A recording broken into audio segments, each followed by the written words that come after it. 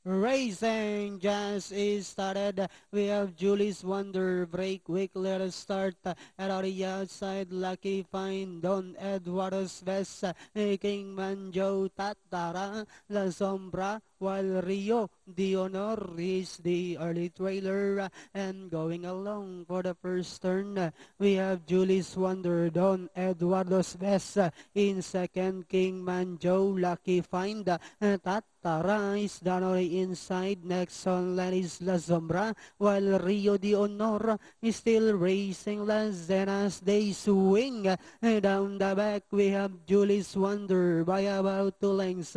Don Eduardo's best is right behind in second. King Manjo is racing in third. La Sombra. Next on line is Lucky Find. Tatara is down on the inside, while Rio de Honor still racing less. Inside the tres octavo, we have Julie's Wonder is still in control by our length and a half.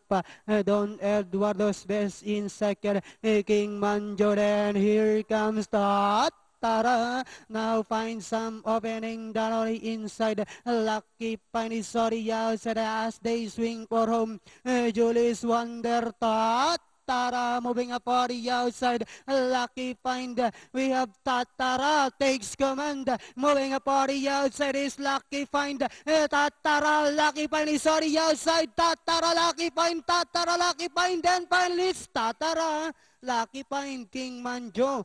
Then comes number 4 Don Eduardo's best. Tatara.